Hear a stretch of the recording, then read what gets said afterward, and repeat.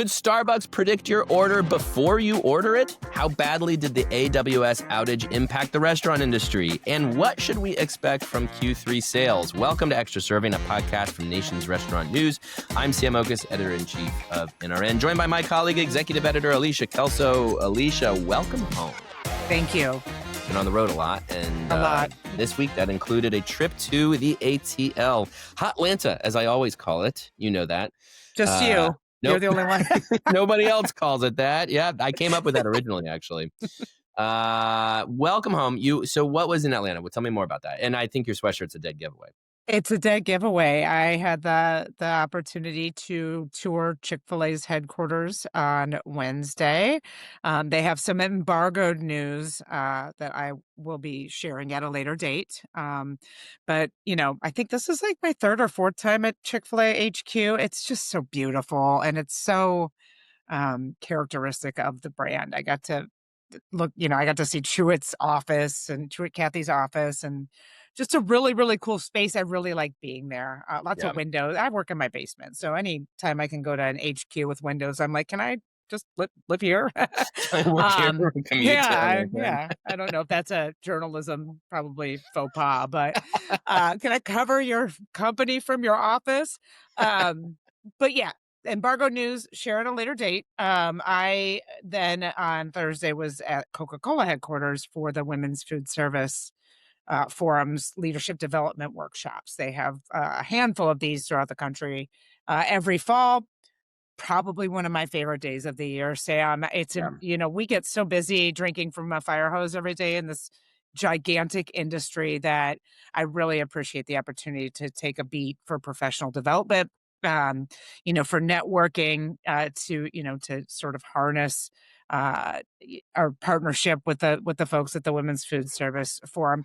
This one was really, really well attended. I got the sense from all the women that I talked to that they were sort of craving it this year. There's a weird backdrop where nearly 500,000 women have dropped out of the workforce this year. Which is the steepest decline since the pandemic. And a lot of that is driven by the reversal, flexible work policies, return to office mandates that we're seeing all over the place. Further childcare costs are up 30% since 2020. And there was also, I think, a craving for the sense of community and networking because frankly, in January, I don't know if you remember, but in January, Mark Zuckerberg, the founder of Meta, who's one of the most influential people on the planet, was talking about how the workforce needed to man up, that it had become emasculated. And that just kind of seemed to be like a really quick erosion of, oh gosh, we made a lot of progress. Why aren't we talking about it? We don't need to gender the workforce. No. But, when women are disproportionately impacted by, childcare costs and, flexible work policies, I think that's the point, is to just, where are we? What can we do? How can we continue to move the ball forward, especially in this industry that over indexes on the front line and servers with women. I can't believe that number, 500,000 dropping out of the workforce. 500,000. I mean, I can believe that is nearly 500,000. I think it was like 450 or something. So, but as the husband of a stay-at-home mom, I can tell you, that was a decision we made largely because of cost, right? I mean, childcare costs are outrageous. We have 3 kids, of course. Even just 1 kid is insane. But I mean, look, whatever you think about like Mark Zuckerberg's opinion on that, the point of the matter is that's bad for business, people. Like, think about the talent in that 500,000 women dropping out of the workforce that their employers now lose out on. I don't care what you think about men, women, gender, whatever. Like, that's the talent is impacting your business.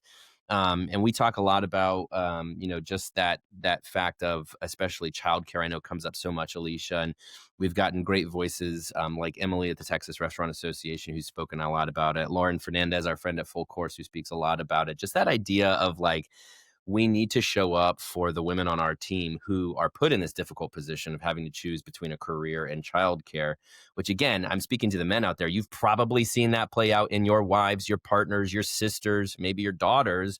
It is a real issue in the restaurant industry, to your point, that over indexes on women in the workplace. We, especially as an industry, I think, deserve to figure that out. Sure, and I wanna make one final really quick point. We as Sure. an industry are trying to promote this industry as an advancement situation, a career, not a job. Yes. And to do that, we have to pay attention to the fact that the frontline workforce is over-indexed with women. The servers, the folks at the counter, and we want to promote this as an industry, then we have to be, sort of massaging that workforce that it's almost 70% of servers are women. Yeah. And that those are the folks with the ideas that we need to be tapping into and, like you said, focusing on for talent development. And to that point, Alicia, I want to also mention a couple days ago, I had the opportunity to moderate a panel at an event put on by the Ohio Restaurant and Hospitality Alliance, which is the estate association here. Had a great time. Kevin King, the CEO of Donato's, was on my panel. Chris Artinian, formerly CEO of Condado, Morton's, and a few others, was on my panel. And a great independent operator named Liz Valenti out of Dayton. And we had a great conversation about all of the issues, all of the headwinds facing the industry today. But where we were able to cheat, and this was so interesting, there was a presentation before we started from Alex Partners, which I know you're aware of Alex Partners. They have this great data, and a couple of their folks were on site presenting. And they said something that kind of blew my mind. I'm a bad journalist here, and I can't totally 100% validate this number, You but have 3 kids, so you're forgiven. thank you, thank you. I believe they said turnover is down 20% um, this year.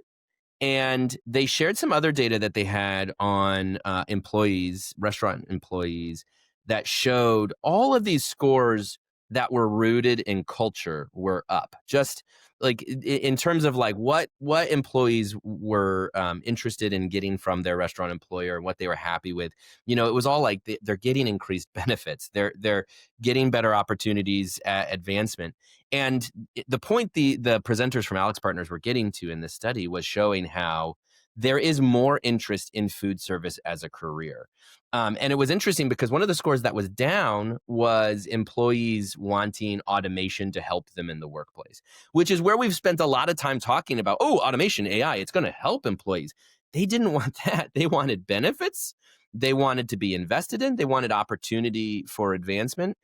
And on the whole, again, they're interested in this being a career. So it just ties into all of that, Alicia, which is if you take care of your employees, if you support them with benefits, training, development, maybe you're not there yet with providing childcare, but if you can provide them in other areas of their life, they will reward you by sticking around. And that is dollars and cents, folks. I'm sure know how much a turnover costs. I mean, it's over $1,000 per employee, right? I mean, it is wild how much that can cost you. So we're not just saying this from a perspective of like, women and gender. We're not making this an issue bigger than what it needs to be, which is frankly just that employees need support, especially in the restaurant industry. And because this industry over indexes on women, especially women need that support. So I hope I said that all in a way that made sense, Alicia. But Sounded good to me.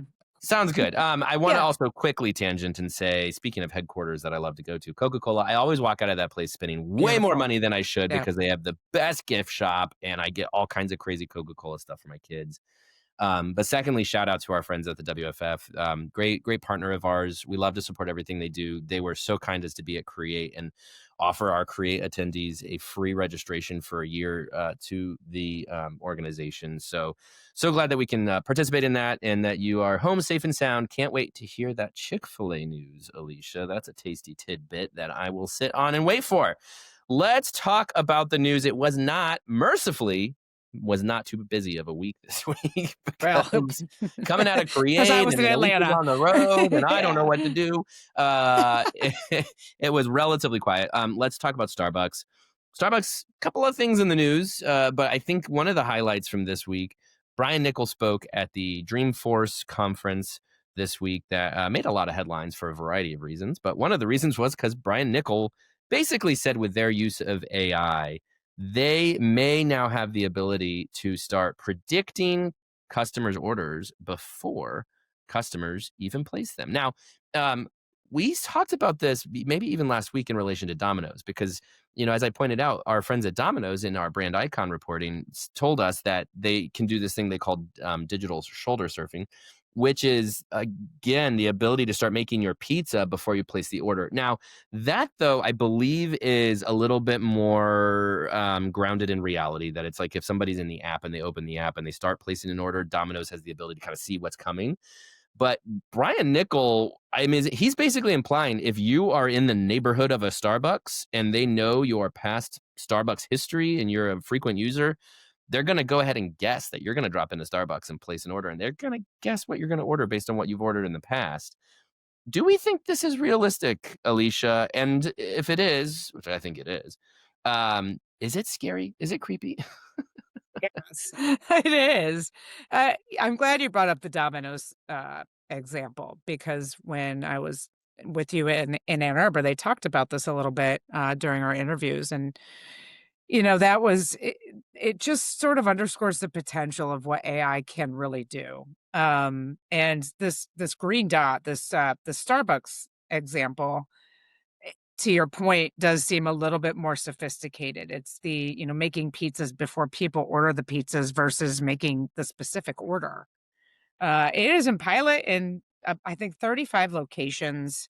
I think the biggest benefit of this AI assistant is going to be helping the baristas more than that sort of sexier angle of creating drinks before they're ordered. I think that obviously kind of sucked up the headlines. Yeah. But this internal technology, which I think is important. They're creating this proprietary technology. The whole point of this is to help baristas prepare coffee in addition to anticipating those orders. And I think that former point is going to be far more a bigger use case for Starbucks than the Yeah. latter point. Um, just to make their jobs easier. Did you forget an ingredient? What do you need here? What do you need there? And I think, I guess what customers speak into their phone and just say, "I'm coming to Starbucks," and then it's all created from there. It's wild. I don't it's so early in the pilot here, I think we could speculate all we want about what this is going to yield, but I think the biggest point here is that the intention is to help baristas do their job more effectively, more efficiently, and more easier, and as Brian Nichols said, quote, "Become the world's greatest customer service company again." I Yeah. It's yeah, I mean, it's 2 things here. First thing is, I can't help but often wonder, uh, if some of the major corporations think they're creating the future, but they're really just creating shiny things to get a headline. And it is, and so if I could, and I don't want to throw my friends at Wendy's under the bus here, but let's think back to when Wendy's went big on the metaverse. And it was like, no, no, no, you guys, the metaverse is going to be big, right? Like the metaverse is going to be big. Metaverse never took off, right? Like sometimes these companies race to this point in the future to try to sort of win this game, at innovation and being kind of at the leading edge of something, but they're putting that chicken before the egg, so to speak. And I can't help but think that this is one of those examples because I got to tell you, Alicia, like I said, I find this pretty creepy. I count me in the camp that if an Instagram ad pops up on my feed, that I was just talking to my wife about something and yeah. an ad pops up, that happens more often than I care for. That stuff I do not like. I do not like, and I'm not some crazy wear a tinfoil hat, they're listening to me kind of guy. I'm just saying, hey, maybe don't constantly breathe down my neck and try to sell me stuff, even based on what I'm talking about with my wife. And this starts to encroach on that territory a little bit. And I think that they might be overstating how much people want that kind of thing. And so it feels like, hey, let's create this great innovation in the name of employee efficiency, but people might not even like that. And I want to also say this, which is again referencing that Alex Partners data I was talking about before, where it seems like employees care less about automation to make your life easier as an employee, restaurant employee, and more about are you paying me fairly? Are you giving me benefits? I mean, I want to just go ahead and ask, what about that employee who makes that beverage because AI told them this person's going to come in and they're going to get a pumpkin spice latte, and they make it and it sits there and nobody comes in and gets it. Like, you have to imagine that program's gonna be real, it's gonna be it's not gonna be perfect. They're gonna have those examples where people just don't follow through on the behavior Starbucks expects them to follow through on. So those are the things I ask. Now, yes, I get it. Technology is getting better and better and better and very predictive on these things. And there's ways to refine it. And there's probably stuff I don't know about this tool that, they'll use to make it less creepy. But I just want to caution all the restaurant companies out there who are looking at using AI in this way to help your employees, for those who are just listening and doing big old quotation marks on this, just remember, like, your employees, they might not want it. It might not make their lives as easy as you think it will. And the customer themselves might not embrace it in the way you think. So anyway, those are my Yeah. thoughts on that. To me, it just feels like it could be a lot. And we should also note here, this was just Brian speaking at a conference. Yeah. This was not some official company rollout. There was no official news to be made. Now, he's smart enough to know if he says something at the Dreamforce conference, it's going to get out in the public. So it's not like I'm sure they're taking this lightly, but it's not 100% official that this is what's happening. But I do just caution everybody to think a little bit, not too far ahead on the future, because I think we're creating a future that might not come. Right. Just touch on a couple other points about Starbucks. So first off, they continue to assess their China business, and five suitors, I believe, They're for their down to 4. on the floor now, for their China business. I mean, that I don't think people will truly understand how massive that would be if Starbucks offloaded that China business, because it's massive, right, Alicia? Brian Nickel predicts that it's about a $10 billion valuation. I've seen others more in the camp of 5 billion. Um, China's kind of been a thorn in Starbucks' side, among other thorns. So if we can organize our thorns, then why wouldn't we organize our thorns? This reminds me of sort of when the Yum Brands enterprise kind of spun off its Yum China. Now we'll be Yeah, different. I think this Starbucks China announcement is imminent. I think we could probably see something come to fruition here within the next week or so. But Starbucks plans to keep a meaningful minority stake, whereas Yum China is more of a licensee. So, but again, to sort of tamp down that thorn, the China Starbucks China, the revenues have been pretty flat since 2019. They've seen an influx of really intense competition, including from Luckin, which we have talked about before on this podcast. It's now trying to make its way into the US. And on top of that, we're dealing with trade pressures right now with China. So it's a complex. Brian Nichols' directive is to turn this system around, especially in its flagship North American system. It's hard to do when there's that many distractions coming out of this giant China system. So I think this is a good move. We'll yeah. see. We'll see what that valuation lands on, and I think we'll see it sooner than later. Yeah, I mean, it's kinda silly to say this in relation to Starbucks and in relation to what we were just talking about with the AI, but, I think my takeaway from Create, and we are putting our takeaways up on, nrn.com, go check those out, but, my takeaway was simplicity rules right now, right? And again, with Starbucks, there's nothing that is simple about that business right now, but that's a good example of trying to become more simplified, which is scale down your focus. If your focus is global and you've got this huge global business that is distracting you from your domestic business, which maybe not in great shape, then scale down, like, simplify what you're doing. I think it seems that's what Starbucks is doing. Also, Alicia, just a quick final note Yep. too, they are officially testing this assistant manager program. Starbucks is. Tell us more about what that program's all about. Yeah, they sort of peeked at the cards about this in June when our colleague Brett Thorne was out of the Leadership Experience convention in Las Vegas. This to me is more exciting news than Green Dot. Yeah, If you want to make your barista's job easier, and kind of to your point about the creepiness and what do employees want, what do customers want, I think it's important to note too that we had to write about Taco Bell putting a pause on their aggressive AI ordering. yeah, They're still doing it. They're still rolling out aggressive, AI ordering at the drive-through at Taco Bell, but not as, intense as they were at the get-go because there were so many glitches and things like that. That's not going to be the case when you have a person who is an assistant store manager as part of this program. at Starbucks. We're now in 3 markets. I think there's about almost 70 managers rolled out. The goal is to get this, throughout the entire system next year. So what, 8,000-ish, throughout North America, assistant store managers. Again, I like this story more than the sexy, shiny bell of, green dot AI, we can predict your order story. It seems far more effective.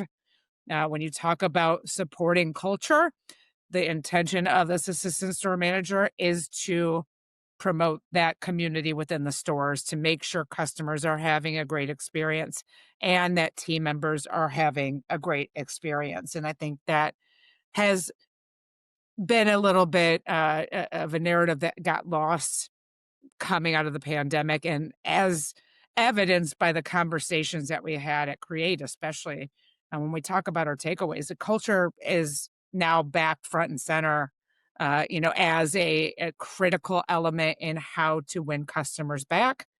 This, I think, is that, and I like it. I think it's gonna be great. I think we can't it's underrated how much staffing at the right levels, especially during peak times, to make sure everything is flowing, especially at that manager level, Yep. and for accuracy, for experience, and oftentimes you walk into a Starbucks and you're like, "Ugh, it's just so overwhelming." You talk to the cashier and that's it, and, Yeah. it just does seem a little transactional, and I think this will probably solve for some of that.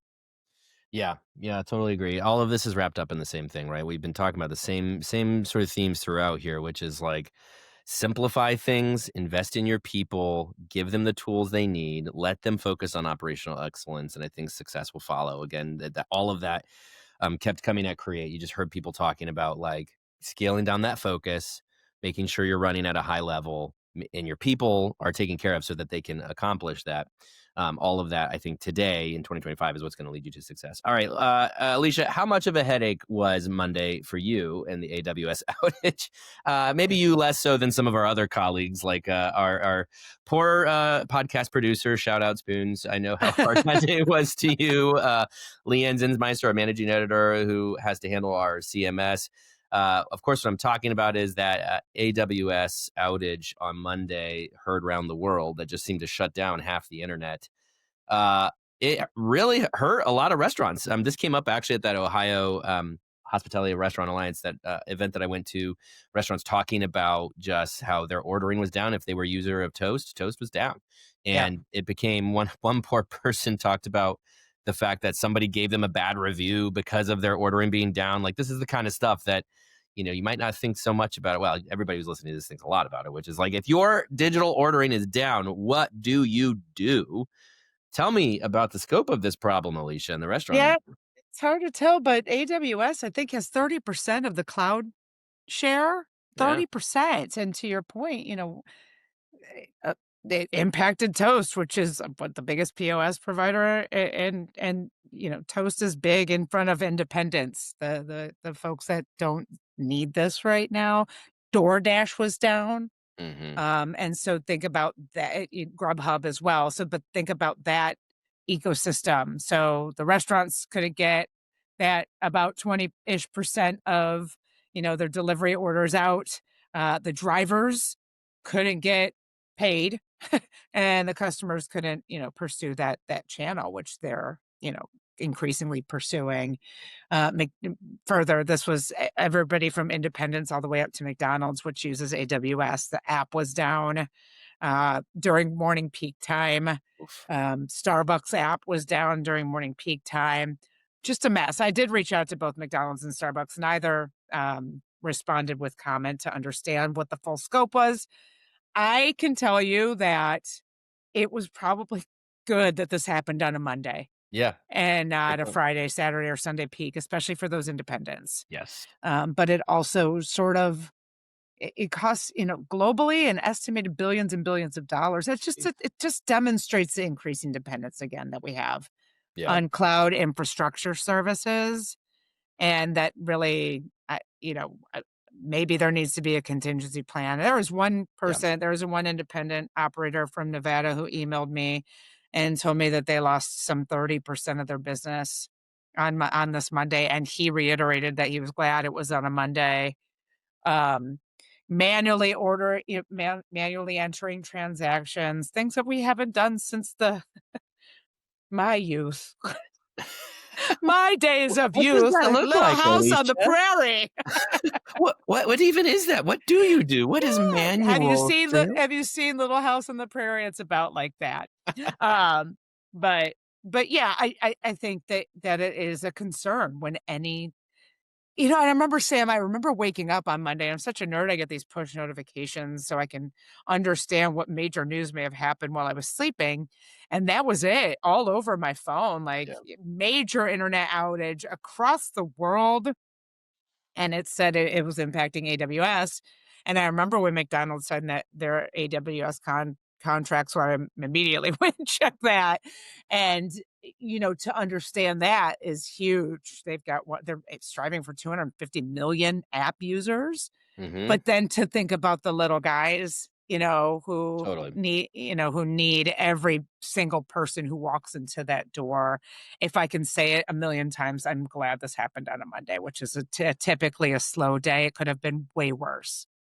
I'm not smart enough to really give any kinda, prescription to this, but I think what you said about contingency plan is spot on, which is, like, we have to Yeah. remember in this very tech-infused future we're all going into, um, there needs to be some sort of security you can assure yourself, some sort of backup, some sort of, fallback that you won't be at the mercy of something like this. Now, there are some things like AWS. In some ways, it's almost I mean, certainly not a good thing in any way, but, like, the fact that so many were in this together, right? Because I woke up on Monday and checked my email, which is, of course, probably shouldn't do first thing in the morning, but I checked my work email, and our company, which is based in London, there's all kinds of emails going out there about they're on top of it, they're working on it, and my first thought is, "Oh, no, like, not great for our company for our thing to be down." I didn't know that it was this global thing, but when I found that out, I was a little bit relieved because I'm like, "Well, I'm glad it's not just us." So if people go to nrn.com and see we're not updating our website, at least we can say, hey, it's because all of us are dealing with something right now. But still, I mean, for any operator out there with the wherewithal to talk to your vendors, your suppliers, your tech providers, and say, hey, let's just say that happens again. What can I do? We need that insurance policy that can protect against these in the future. We all know the restaurant industry does not sleep, particularly if you're multi-unit and you have locations everywhere and you're a 24/7 kind of business or just 7 days a week kind of business, and particularly if you're an independent and this is all you've got.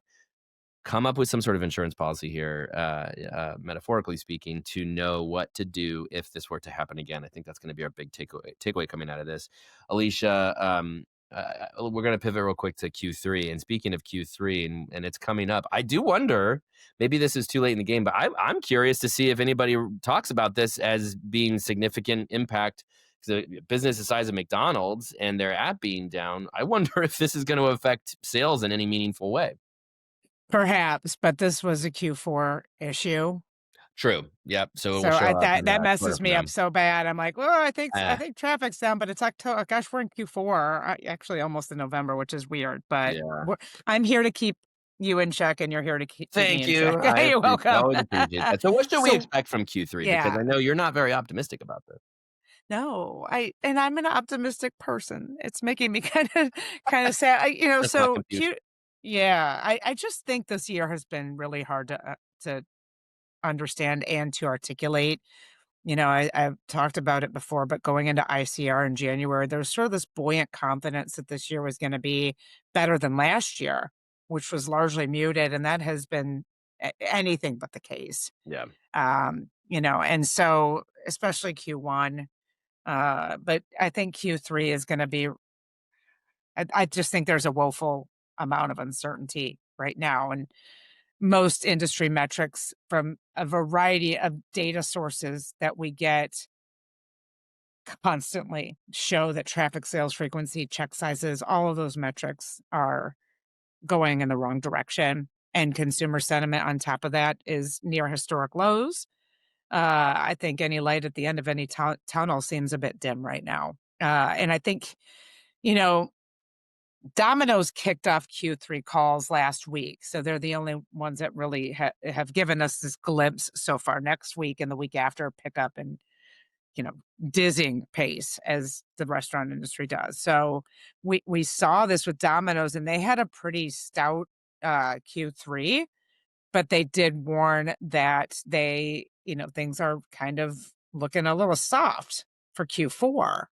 Um, Interestingly, if we go back to Q2, you know, McDonald's had a positive quarter after two negative quarters, but CEO Chris Kempczinski cautioned of, quote, choppiness near the back half of the year and said that they remain cautious about the overall near term health of the US consumer. Obviously, with this weird macro environment thing happening where we have, you know, high, you know, the inflation report came out, we're recording this on Friday, inflation's still really relentlessly high. And consumer sentiment, those two things kind of happening, you know, together, I think we'll be paying really close attention, especially to McDonald's because they're the bellwether. Um, and I think it's going to be really, really interesting. Now, I did speak to William Blair analyst Sharon Zakvia last week on the phone just to understand her perspective because she has a firm pulse on several companies.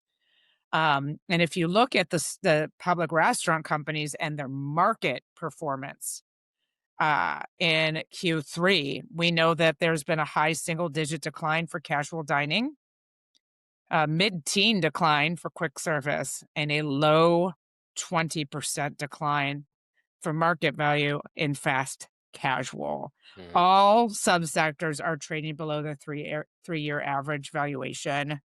Um, and the consensus here, not just with William Blair, but several analysts, is that Q3 is gonna be kind of ugly because September was ugly, Mm. and September sort of dampened the entire quarter, and as she said, ended on a whimper because that's when macro pressures intensified.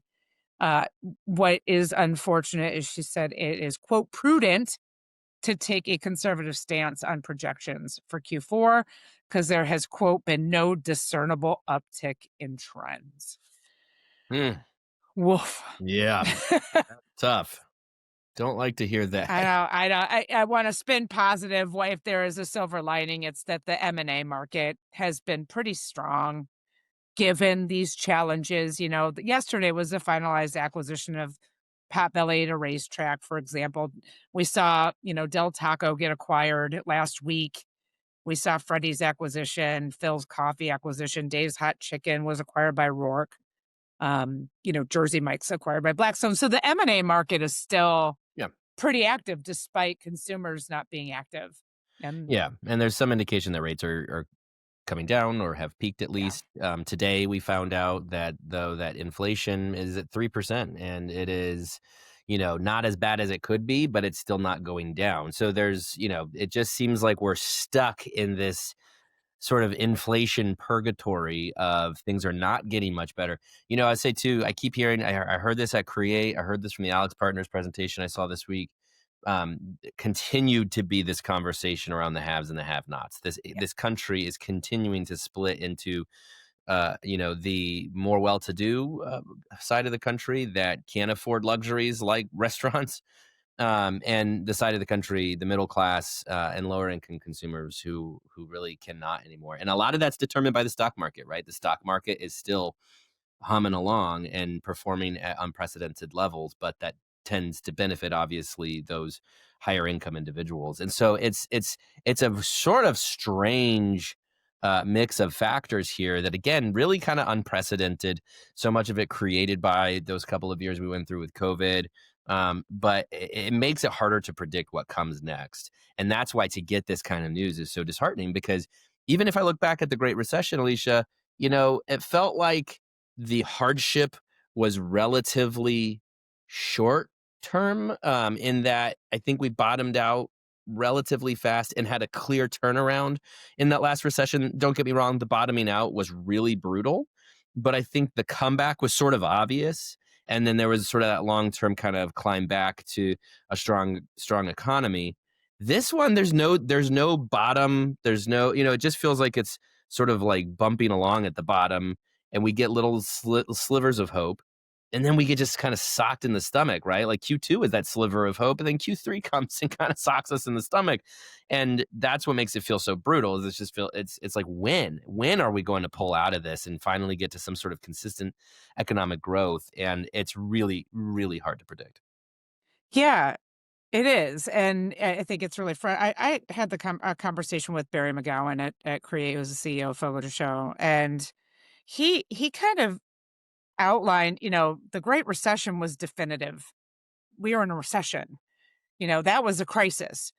The pandemic was definitively a crisis because it was a global health crisis. He said, "We're in a crisis right now.